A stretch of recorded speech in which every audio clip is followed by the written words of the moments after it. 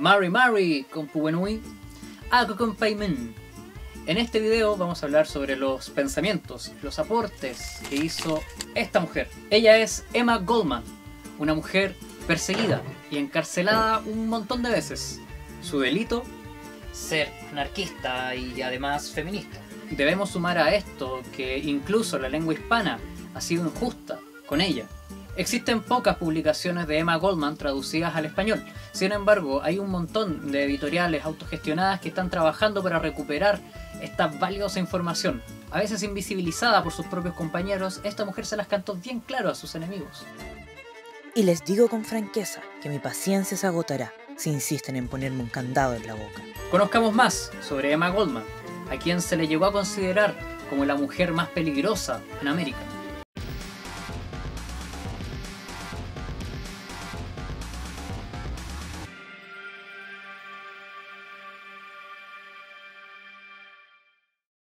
Crítica, pensadora, una mujer de acción, una defensora de la libertad de expresión. Habló de amor libre en una sociedad en donde lo que llamamos amor aún hoy está sujeto a la posesión, los celos, la obediencia, el chantaje emocional y la subordinación a los deseos del carácter más fuerte. Es cosa de escuchar el grueso de la música romántica. Perché sei bella, bella, bella, bella stronza che hai chiamato la volante quella notte e volevi farmi mettere in manette solo perché avevo perso la pazienza. De ver películas, de leer novelas y poemas, o incluso es cosa de analizar nuestras propias relaciones para darnos cuenta que el concepto de amor que tenemos en pleno siglo XXI sigue estando atado a estas nociones autoritarias y coercitivas. Pero esta mujer llegó hablando de control de natalidad, de anticonceptivos y de liberación en calles y en conferencias, denunciando a esta sociedad capitalista, volando cabezas con temas que aún hoy nos parecen complejos. País por donde caminaba Emma, las autoridades temblaban, y allí estuvo ella, dando discursos más fuertes que una empanada de mentitas. Pero nada la silenció, ni exilios, ni prisiones, ni nada. Los primeros años de Emma los vivió con su familia judía en Kovno, Lituania. Nació un 27 de junio de 1869. Por esta época, todo este territorio formaba parte del Imperio Ruso. Así que su familia sufrió la discriminación y la hostilidad que los dejó viviendo en los guetos judíos, ya que cuando una bomba mató al zar Alejandro II, la autocracia se puso aún más pesada, reprimiendo cualquier oposición al absolutismo zarista. Y imagínate, aquí surgen los pogromos, la forma en que los rusos llamaron a la devastación, los linchamientos multitudinarios a personas de alguna etnia, como los judíos. Con todo esto pasando, la familia de Goldman se tuvo que ir, pero para la niña Emma, el asesinato del zar le significó una posibilidad de soñar con cambios radicales. Las ideas populistas y nihilistas rusas le erizaban los pelos. La familia de Emma era el vivo retrato de millones de familias en el mundo. Un papá frustrado por no haber tenido un hijo varón, que la castigaba siempre y le gritaba todo el día. Una mamá golpeada por su esposo, lo que era perfectamente legal en la sociedad, ya que se asumía que el rol de la mujer era la sumisión.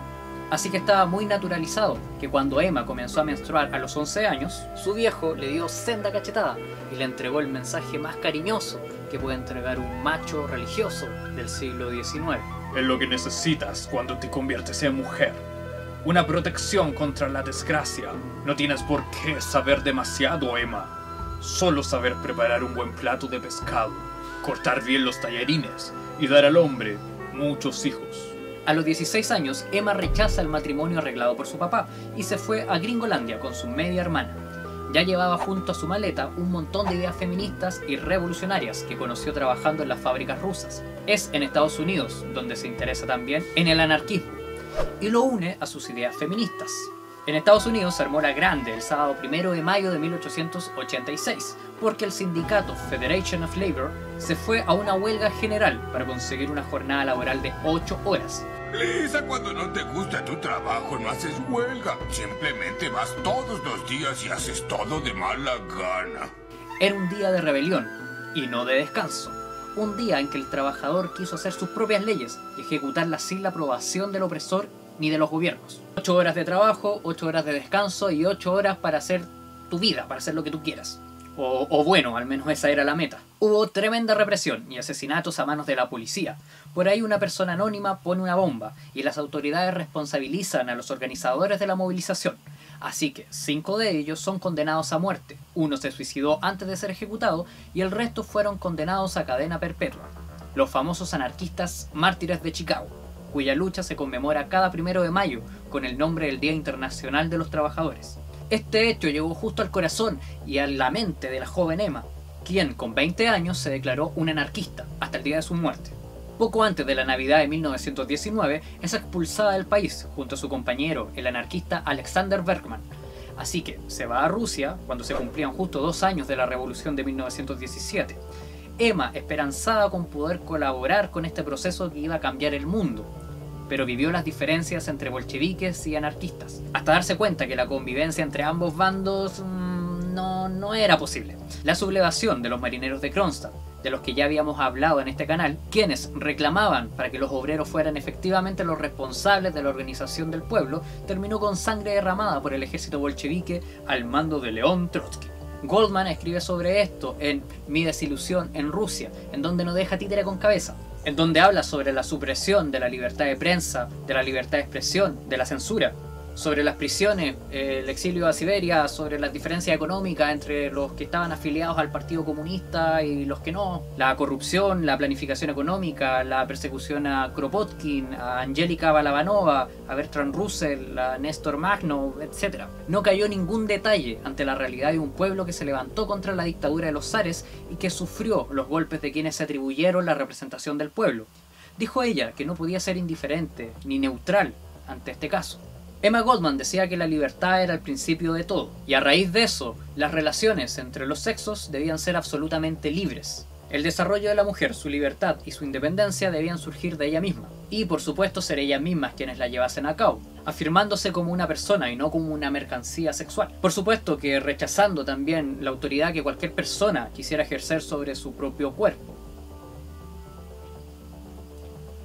Como aún sucede. Emma decía que esto se podría lograr negándose a engendrar más hijos, a menos que fuera la mujer quien en su propia libertad decidiera hacerlo. Se debía liberar de las tradiciones y de las costumbres.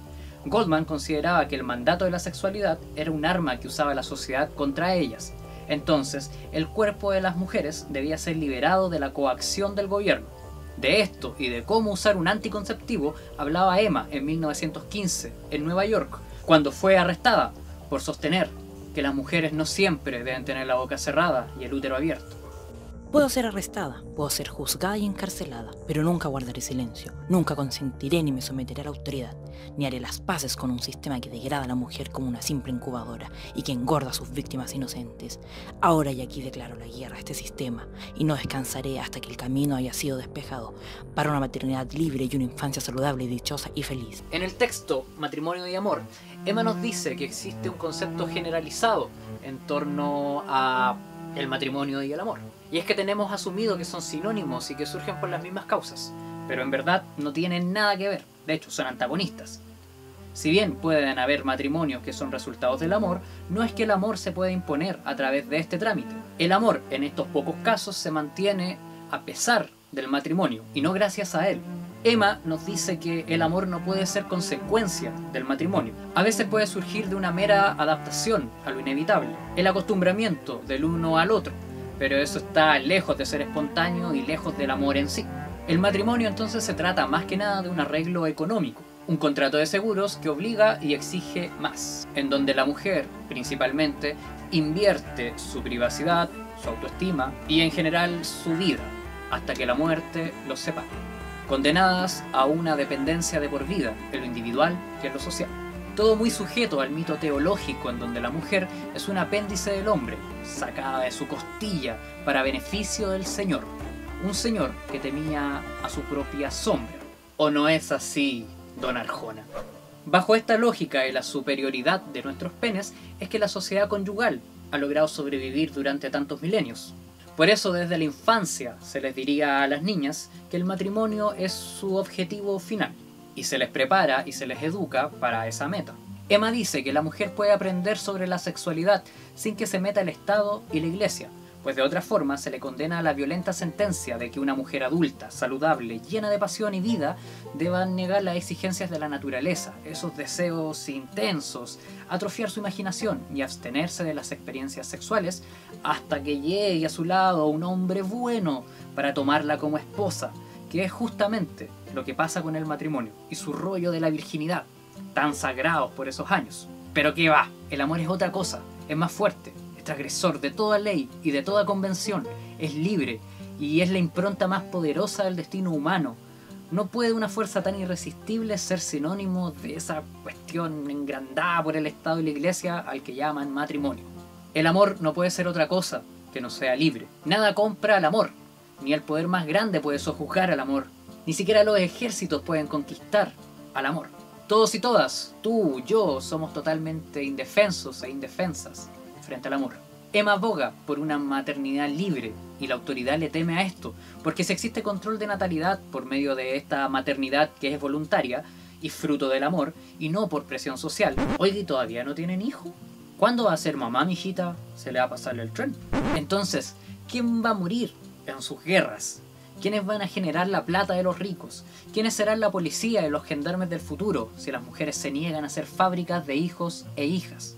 Para capitalistas y curas, la estirpe debe ser preservada, aunque la mujer sea degradada a la condición de mera máquina. Emma nos dice que aún nos falta mucho por aprender sobre la responsabilidad hacia el hijo o la hija.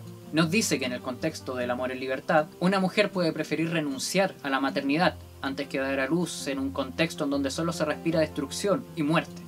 Y ojo, que si somos varones no podemos tomar palabra en relación a la maternidad, ni mucho menos decidir cuántos niños y niñas van a traer ellas al mundo. Sobre todo si después te desentiendes de la bendición.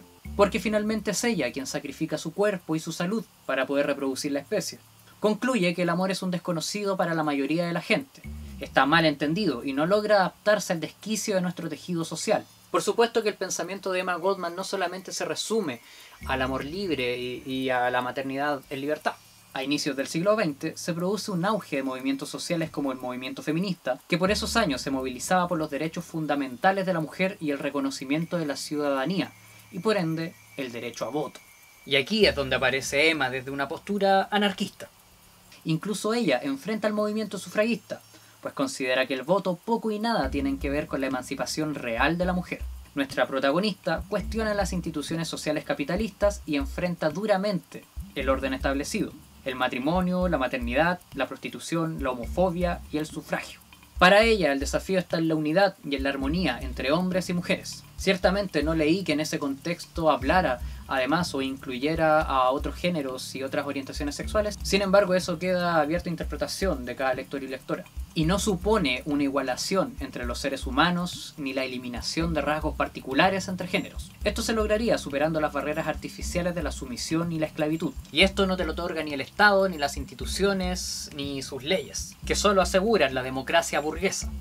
Emma además hace una crítica al puritanismo, a la sociedad conservadora y al cristianismo, en un texto llamado La hipocresía del puritanismo. Este comenzó destruyendo toda manifestación del arte y la cultura en libertad, por medio de la religión cristiana, odiando la homosexualidad y haciendo a la mujer presa del matrimonio y de los hijos. Se legisla incluso en base a los preceptos morales de la Iglesia, sujetándose tras el Estado y sus leyes, fiscalizando los sentimientos y las conductas. Este puritanismo se basa en el supuesto de que la existencia es una maldición impuesta por mandato de Dios, así que tú, como humano, debes redimirte y sufrir constantemente. Esto crea los vicios más horribles. Esto cala tan hondo que de hecho no apreciamos la belleza del desnudo, nos obliga a esconderlo, bajo el pretexto de la castidad, que por cierto es una imposición a la naturaleza. Nos hacen sentir vergüenza de exhibir la desnudez humana. Goldman nos dice que además este puritanismo nos lleva a un gran problema, que es el comercio sexual. Y es que a la prostitución se le casa y se le encarcela, se le pone en cadenas, pero esto es finalmente consecuencia de ese puritanismo. Emma no condena a las prostitutas como personas, pero sí a las condiciones en que se ejerce aquello. La historia de la Iglesia Católica es también la historia de la prostitución. O sea, el Papa Clemente II emitió una bula de que todas las prostitutas debían pagar la mitad de sus ingresos a la Iglesia. O sea, que en parte la Virgen de Oro de tu iglesia bien pudo ser construida con plata de la explotación sexual de mujeres, condenadas por la propia Iglesia. El Papa Sixto IV recibió ducados de un prostíbulo que él mismo construyó. Y no hay que omitir que un gran número de conventos en realidad fueron usados como santos burdeles. En su filosofía del ateísmo, Emma nos proponía un mundo real con su propia liberación y con su propio embellecimiento de las posibilidades, negando la lealtad a un concepto de un Dios, negando toda servidumbre a la idea de Dios. Goldman también inicia la cruzada a favor de los, las y les homosexuales, pidiendo la liberación del escritor Oscar Wilde, quien en 1895 fue tratado de sodomita y fue condenado a 2 años de cárcel por tener una relación homosexual. Esta defensa le vale a Emma críticas del mismo movimiento anarquista gringo, ya que no se atrevían mucho a incluir este tipo de temas como la homosexualidad en el discurso anarquista. Fue censurada por sus propios compañeros, quienes en muchos casos consideraban la homosexualidad una depravación. ¿Anarquistas siendo policías de la sexualidad? ¿Cuándo? Goldman se opone a sus compañeros en materia de sexualidad. Ella enriquece las ideas del anarquismo con este tipo de materias y define al anarquismo como una filosofía de un nuevo orden basado en la libertad, ya que todo sistema de gobierno descansa en la violencia. La autoridad atrofia el desarrollo humano, mientras la libertad lo garantiza. La sociedad capitalista hace que mucha gente trabaje para poca gente que no trabaja y se queda con las ganancias. En este contexto, el Estado es monopolizador de la violencia y es a su vez nada más que un concepto, como el de nación, raza, etc. Y de eso se aprovechan los poderes para dominar. Emma Goldman fallecía en mayo de 1940 en Canadá, dejándonos por herencia teórica una dimensión feminista del anarquismo y una noción libertaria del feminismo. Nos quitó el mito de considerar el anarquismo un producto europeo y ajeno al contexto de todos los seres. Hoy la recordamos valiente, transgresora y más vigente que nunca. Muchas gracias, Emma Goldman, por tus aportes al anarquismo. Y con ustedes nos vemos en un próximo video. Y bueno, haz todas esas cosas que siempre te digo que hagas al final de los videos, ¿no? Suscribirte a la campana y todas esas cuestiones. Ya, ve a buscar ahí al Pupirulonco.